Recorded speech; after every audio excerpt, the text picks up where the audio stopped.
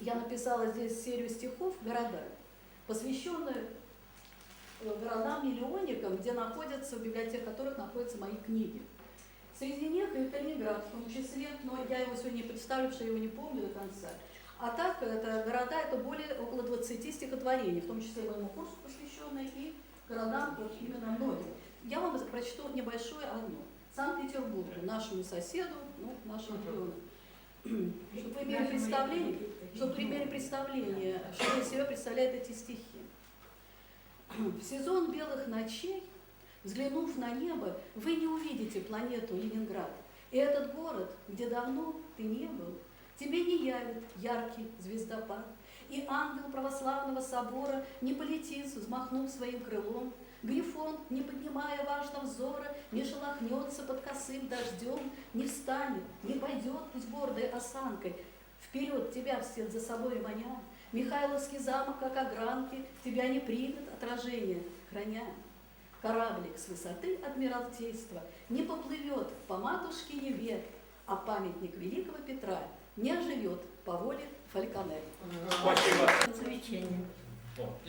Называется «Киоск звукозаписи». Ну, слышали, наверное, потому как, особенно после того, как Высоцкий ушел из жизни, то имя его на каждом шагу, во всех передачах, где надо и не надо, стоило и не стоило, в общем, затребовали его вот так вот. И Евтушенко это очень возмущало, и вот он в некотором плане выражает свои мысли и отношения к тому, что происходило вот в этом стихотворении. Киоск звукозаписи. Бок о бок с шашлычной, шипящий так сочно, киоск звукозаписи около Сочи. А голос знакомый с хрипинкой несется, и шепот подпольный в продаже Высоцкий. Володя, ах, как тебя вдруг полюбили со стереоматами автомобилей. Толкнут прошашлыченным пальцем кассету и пой, даже если тебя уже нету. Торгаш тебя ставит в игрушечка ладе, со шлюхой, измазанной в шоколаде, и цедит, чтоб не задремать за рулем. А ну-ка, Высоцкого крутанем. Володя, как страшно меж адом и раем крутиться для тех, кого мы презираем. Но к нашему счастью магнитофоны не выкрадут наши предсмертные стоны. Ты пел для студентов Москвы и Нью-Йорка, для части планеты, чье имя Галерка. И ты к приискателям на вертолете спускался и пел у костров на болоте. Ты был полугамлет и получелкаш. Тебя, торгаши, не отнимут. Ты наш. Киоск звукозаписи около пляжа. Жизнь кончилась. И началась распродажа. Спасибо. Тебя увидят по телеку. Премия такая. Знаете, давно уже ко дню моряков. Если посмотришь, если есть компьютер. Ладно, хватит. Спасибо. Поэты, писатели, в том числе, это никто, наверное, спорить не будет, врачеватели душ человеческих. Но я вот просто возрастая духовно и окрыляясь на каждом нашем собрании, вдруг увидел, что профессионально-то врачи очень разнообразные и многообразные. Вот. И по жизни-то нам больше нравится кто? Парикмахеры, вот, не врачи, конечно, они. Почему? Волосы гладят. А и массажисты, вот, если уж среди врачей искать. Остальные как-то не очень уже. Если уж доходить до хирурга, то, мягко говоря, уж тут точно у человека лечащегося, может, и есть благодарность, но она такая какая-то вот вынужденная.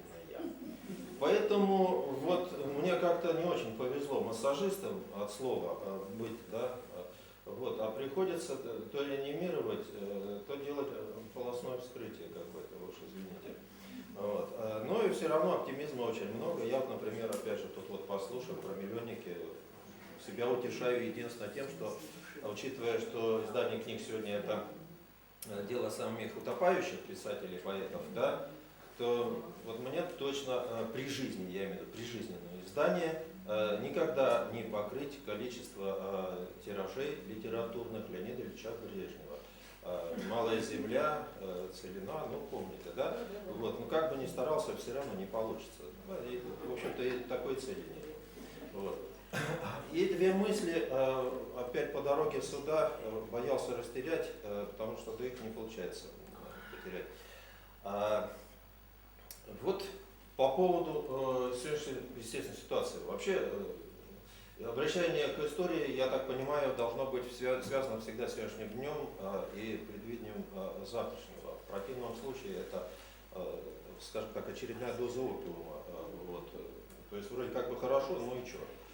Вот. Поэтому, как сегодня, это здорово? Да вроде здорово. Смотрите, патриотизм кругом. Наверное, Егор Тимурович там довольно переворачивается уже много раз вот в подземелье у себя, в индивидуальном. Потому что он в 90-е годы говорил либералам, как бы это ни было противно и гадко говорить о патриотизме, потому что в России по-другому не получится. Сегодня многие очень об этом говорят. Вот смотрите, Владимир Семенович тоже спорит, это наша боль и любовь вот навсегда, но я просто о чем подумал, многие из тех, кто сегодня ее чествует, при жизни, мягко говоря, его тихо ненавидели. Услышав песню какую-нибудь, да, мать армян, отец армян, тра-та-та, кругом тра-та-та-та-та. Чё, за что любить? А вот когда ты уже усопший, можно выбрать нужные строчки, подходящие.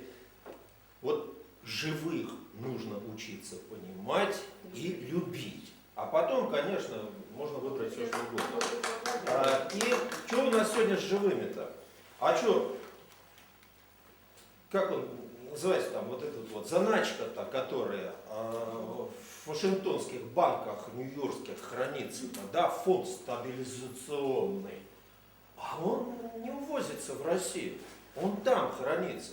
Я, конечно, не финансист, не экономист, нам разъяснят так, как нужно, но мне догадка, вот просто вот не могу от нее отмахнуться, догадка очень простая.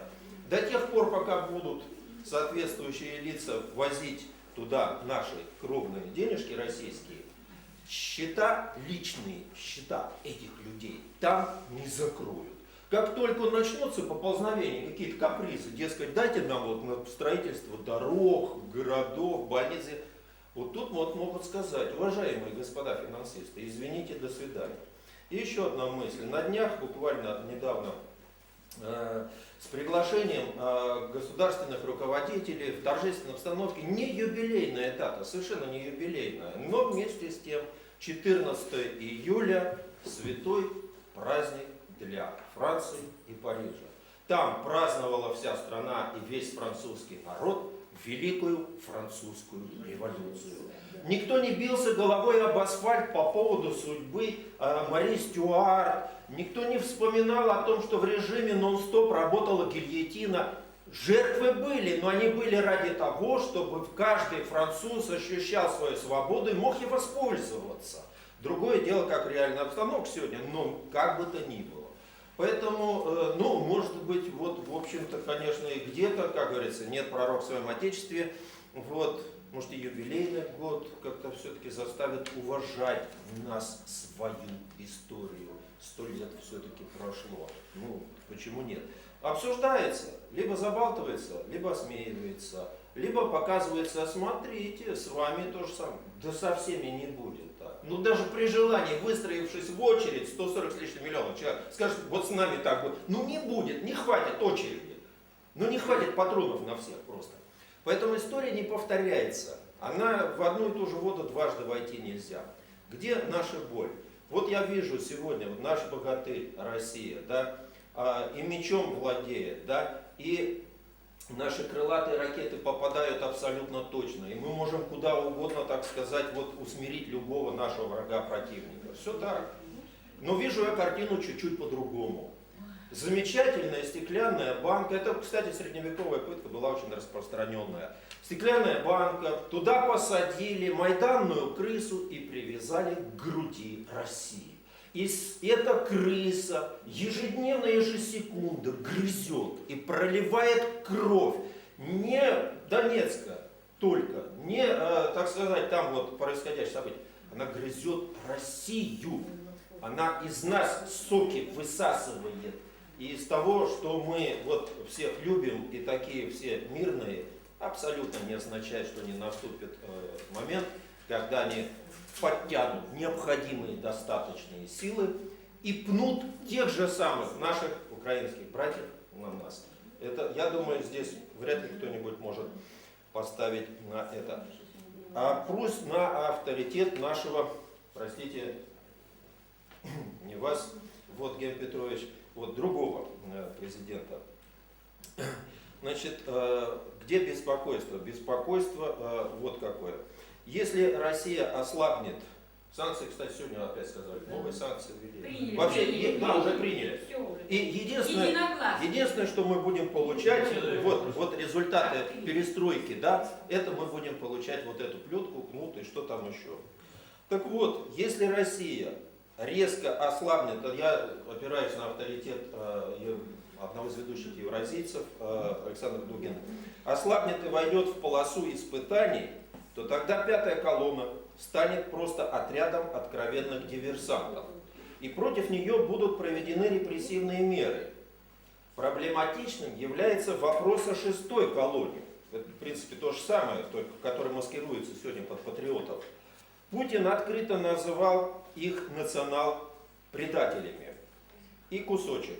Именно в ней, то есть вот этой пятой-шестой колонии, сегодня главное препятствие. Она незаметна, хитра, подла, уверена в себе, глубоко уверена, укорена, простите, в структурах власти, консолидирована и следует тщательно проработанному на Западе плану. Поэтому мне бы хотелось вот об этой самой кровоточащей ране еще раз, простите, вот, но здесь даже уже что-то иного, как-то вот и рука не поднимается писать. Мне видится, проблема не в том, что мы что-то боимся. Сил у нас достаточно, мы могли бы успокоить любого агрессора. Проблема в другом, что вот эта самая шестая колонна, ежедневно предавая своего собственного президента тем, что они не выполняют никакие его, мягко говоря, несущие вот эти вот указания и установки, да, саботируют, проще говоря. И поэтому кровь в Донбассе течет. Потому что и Коломойский, и Чубайс одинаково относятся к Донбассу, он им противен. Почему? А потому что какой-то там неразвитый финансовый капитализм. Офшорные братья. Эпиграф. Фашизм – это власть самого финансового капитала. Георгий Димитров. В семье олигархов проблема. Как в горле застрявшая кость. Восставшие против измены в кошерный гешефт вбили гвоздь. И плакали Бенины сланцы. И золото стало черней, когда Вашингтона засланцы взнуздали майданных парней, копытами рвущих в угаре священную землю свою, отцами в фашистском пожаре, спасенную в страшном бою.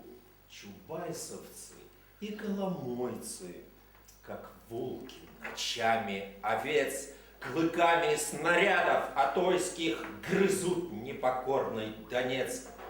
А в СМИ свинорылые власти опять агитируют в рай. Сдавайтесь, упрямцы, сдавайтесь. Мы вам гарантируем чай. Но ложь, как песок по откосу, и страхи не липнут, как пыль. Отчаянные новороссы спасают последнюю быль. Дай Бог. Дорогие друзья, мы заканчиваем нашу встречу. Я вам тогда